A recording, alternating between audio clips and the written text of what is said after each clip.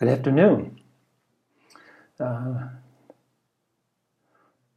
I've mentioned many times about my 30 years of pretty intensive Rinzai Zen training. A better word would be rigorous, because I practice with rigor. I remember so much effort in sitting straight, not moving for long periods of time, learning to ignore my body's message to me. And despite this training and practice what we might call Raja Yoga. This is the yoga that is most familiar. Yoga meaning method, union, technique of achieving enlightenment. Raja Yoga taught about controlling the mind. Not only the monkey mind as we understand it, that endless chatter that at least haunts me. I'm not sure about you. Maybe you're best blessed with a quiet monkey mind. But I doubt it. And through a process of rigorous concentration, as near as I could tell, this monkey mind could be tamed and ultimately silenced. And this left what I called the greater mind, the tool that we were given to sort through and help us to determine what's not so. I had the understanding quite early on in my training that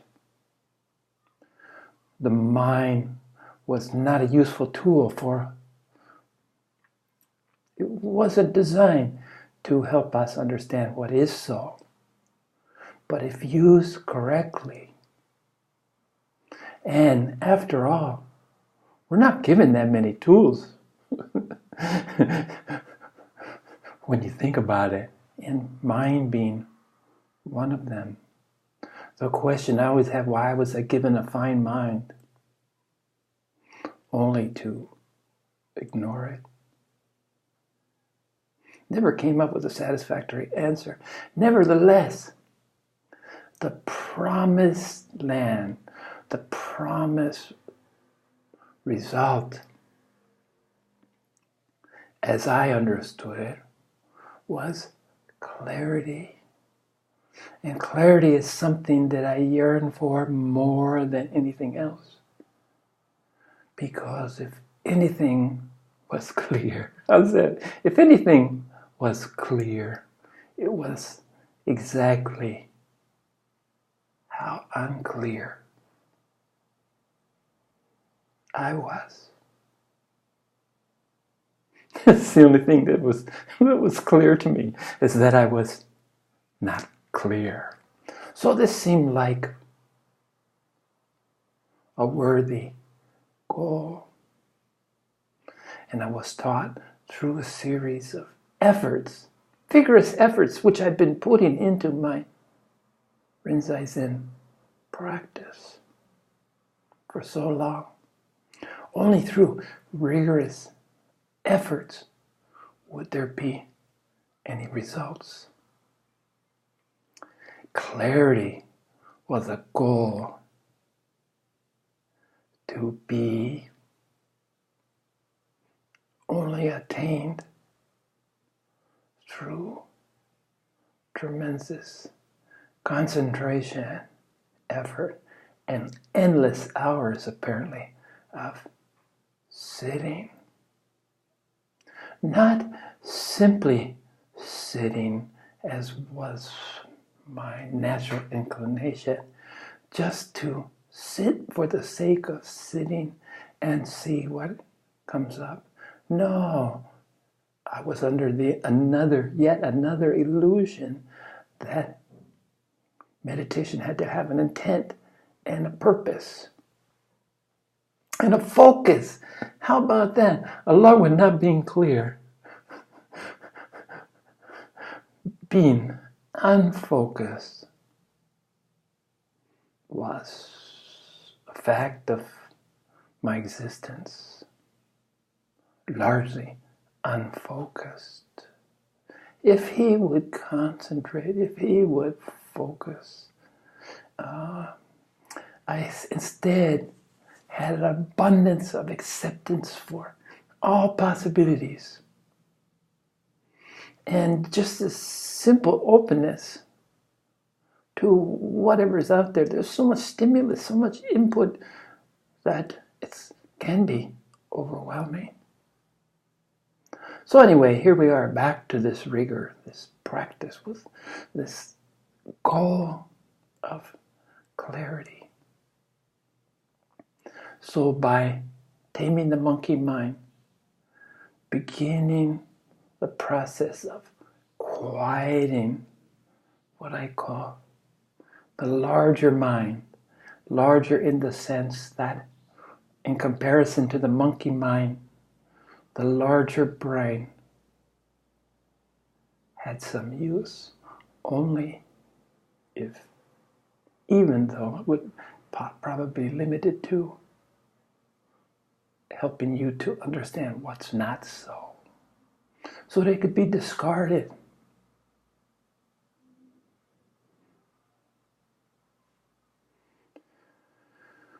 But supposed to transcend this larger mind because it was no less an enemy.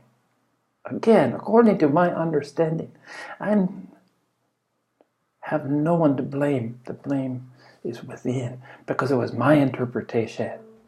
I had no teacher at that time that was directing me or telling me, or it was only my understanding from mainly reading.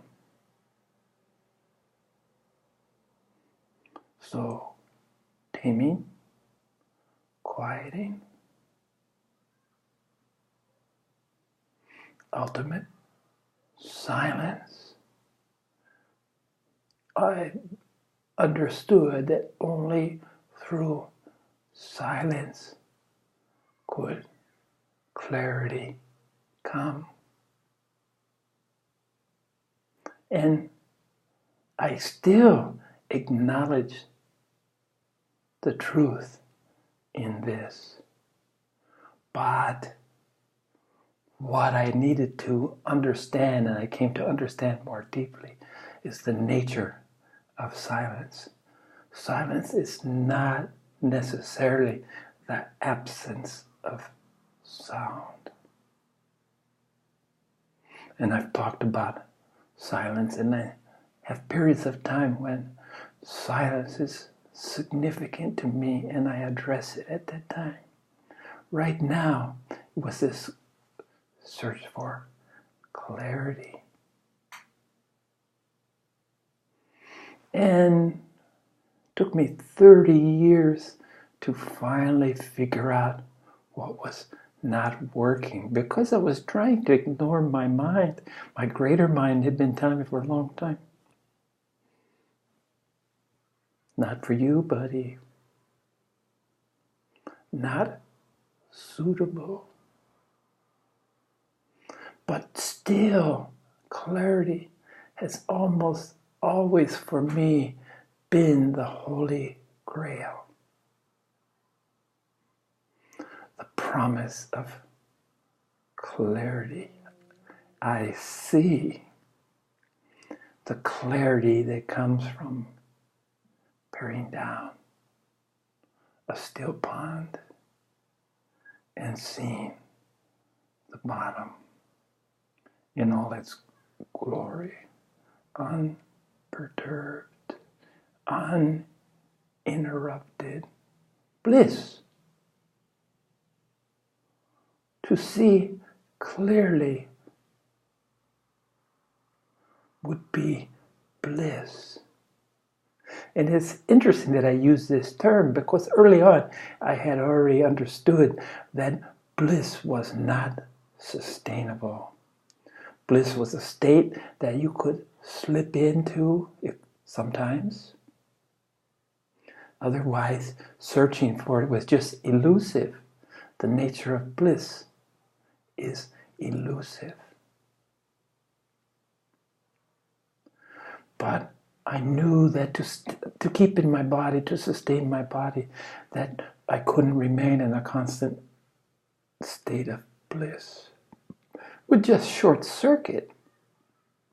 Everything would stop working, and that all there would be is to be enveloped in bliss. So I saw, because of the limitations of my body, I saw bliss as unsustainable a long time ago. But still, long for, I guess, is the best word. Clarity. And it's only when I dismissed, when I started practicing formally jhana yoga, information to knowledge to ultimate wisdom. This was tailor-made for my greater mind, my own propensities to use this mind. After understanding through 30 years of effort that even if I wanted to, I couldn't silence my greater mind, not even dare mentioning the lower monkey mind with its incessant chatter. What I did learn is to relegate the monkey mind to the realm of insignificance. It's still there. As I speak these words, the monkey mind, it's not going anywhere. It's there, but I ignore it for the constant source of nonsense it truly is. In fact, I take it one step farther than ignoring, because I do acknowledge it with laughter, with a smile. It's feeble attempts. Hey, it's almost pathetic if it wasn't so funny. So there's an element for me of humor. I humor this monkey mind, knowing it for what it truly is. Simply a source of nonsense. But not without its entertainment value. Everything seems to, in this beautiful universe, seems to have a time and a place. It's up to us to discover. So, in the course of really recently, in fact this morning, talking about to be, it's a verb, but to simply be, to do nothing, which I see simply to be is to do nothing. It's about acceptance and recognition of the moment. But one moment leads into the next. One moment follows the previous. There's movement And this movement is life.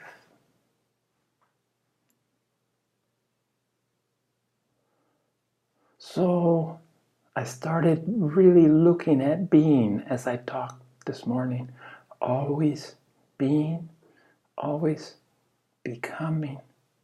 Movement as water flows to the sea. Movement is life.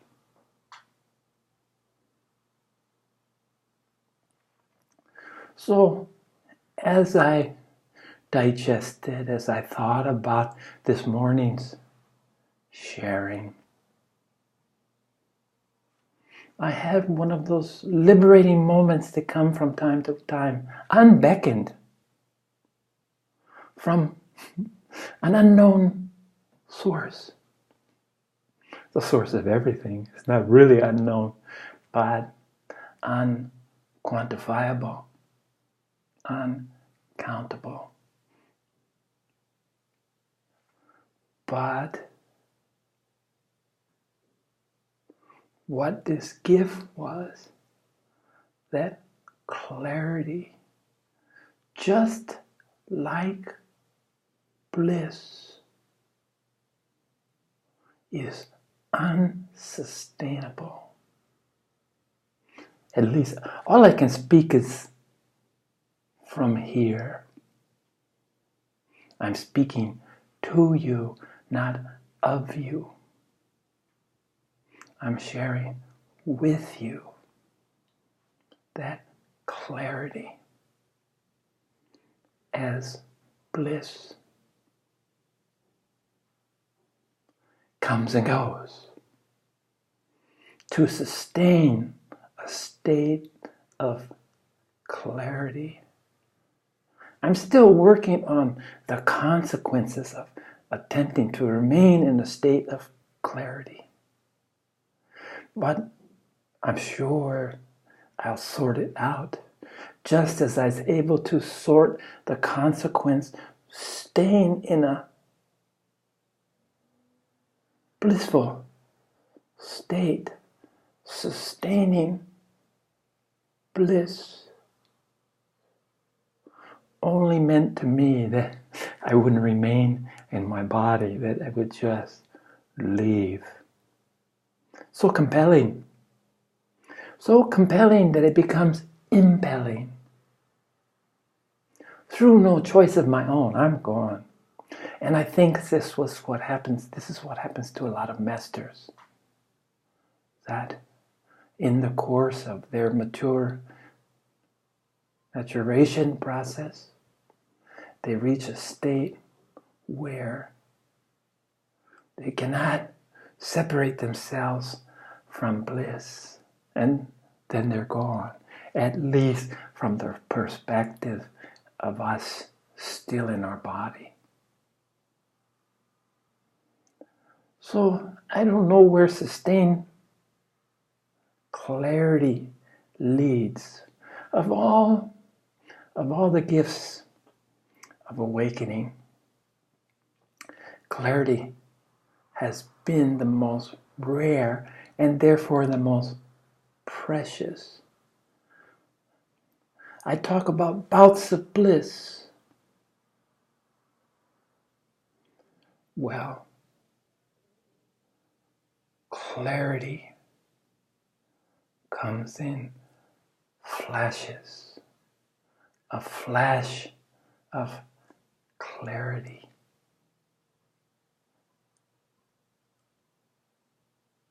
Now, I'm no one to ever deny what another being has accomplished. So perhaps there's been people who can maintain their physical body and remain in bliss. And there's perhaps people that dwell in clarity, continual, constant, all-consuming clarity, and maintain their physical form and existence. And I'm going to have to sit, perhaps tonight in my dreams, I'll start to understand the potential consequences of remaining in this state of clarity. Although I'm not remotely concerned about having to deal with such happenstance. Perpetual clarity. I rest assured that I won't have to deal with this. And perpetual bliss, I've already dealt with. So what's wrong with glimpses? I said flashes, but perhaps glimpses is a better word. A glimpse of clarity.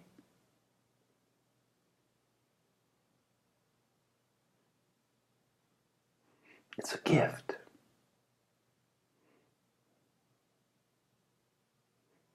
So I was thinking about nouns. Clarity, bliss, even love, peace.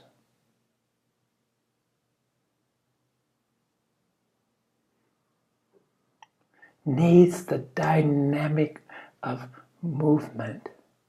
And adding ing in the English language, being instead of be. Listening instead of listen. Speaking instead of speak. Play instead of playing. The ing is a continuous movement of life. So I could think of clarifying, perhaps clarifying would be sustainable because it contains the motion necessary to sustain life. So if it includes, it can be expanded to including the sustenance of life. Well, it becomes sustainable. And I look at bliss. Blissing out has this life. Love or loving.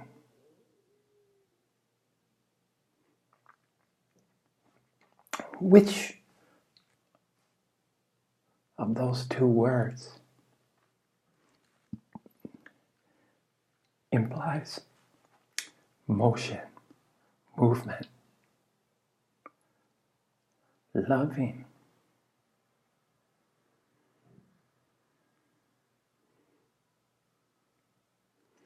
Being a loving person. Being a blissing person. Being a clarifying person. Here we see the beauty of motion.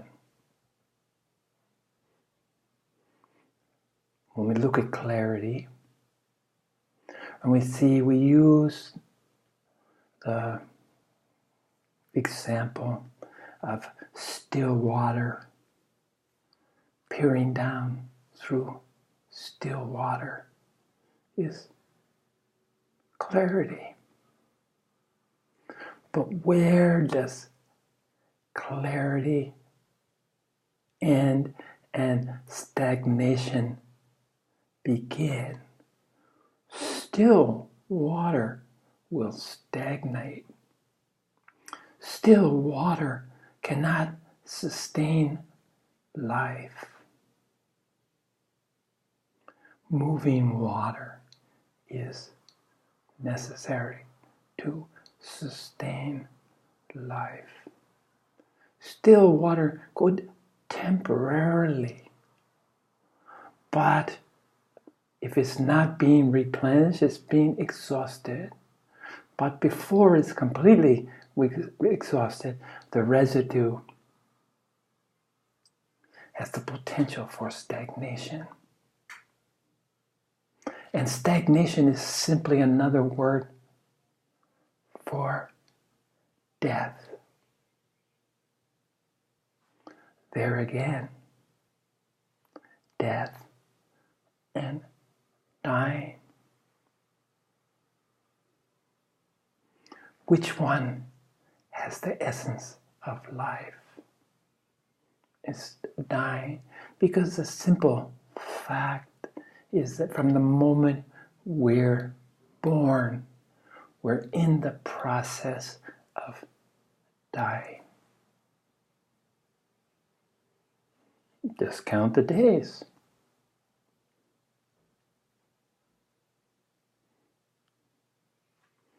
As surely as you're born, so too will you surely die. So we're dying.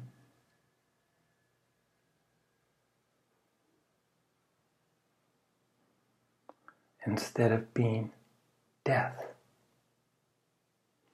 Dying has life. It implies, it includes living.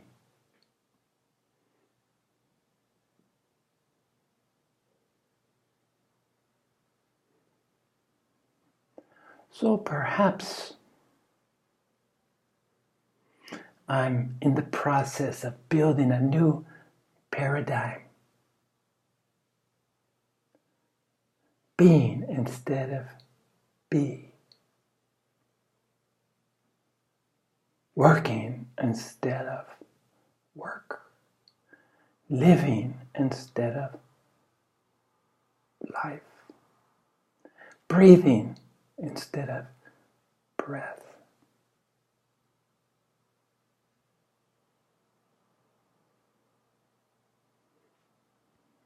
Anything that becomes static by definition, anything that's not moving through the universe any longer,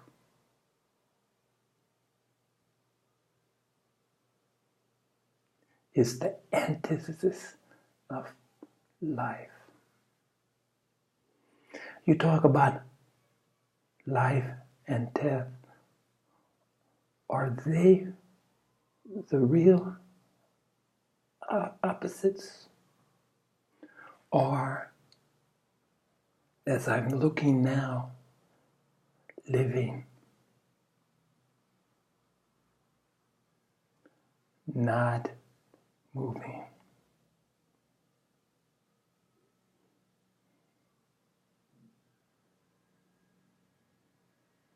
It's non-movement that is really the end. And the really fortunate thing, other than speculation, is that not moving, as it flies into the face of all that it is, can be no more than an intellectual exercise. So, just today, I accepted that clarity for me. Again, that's all I can speak to. Clarity is unsustainable. And perhaps I'll continue clarifying the unsustainability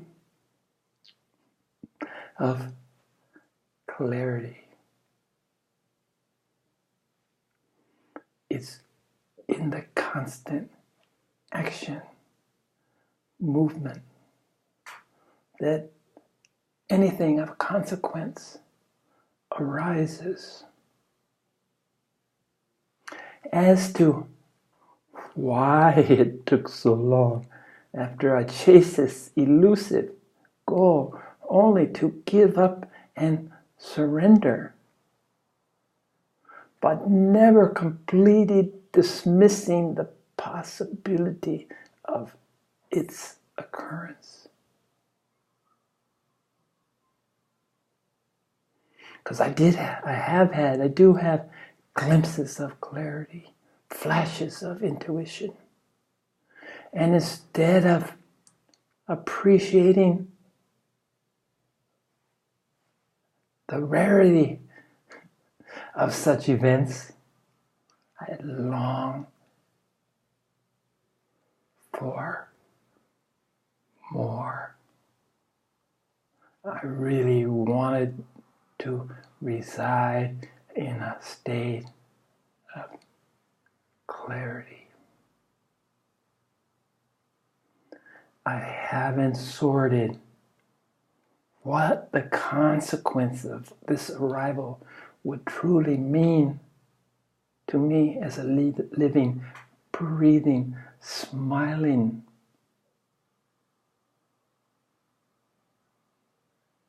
human being.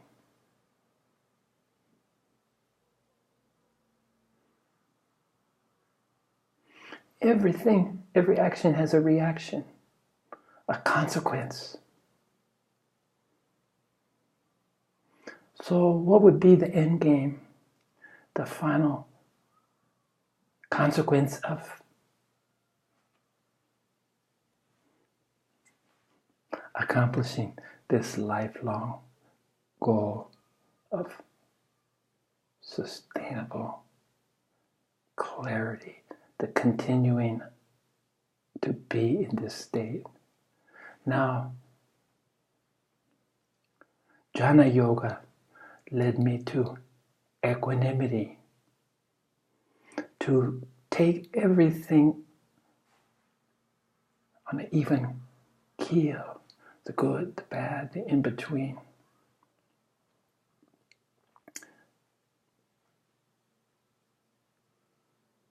Something that I can accomplish by work. Being in a state of equanimity allowed for the emergence of a state of grace, equanimity writ large.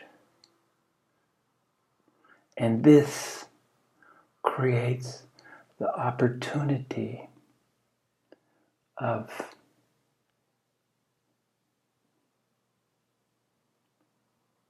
conscious awareness.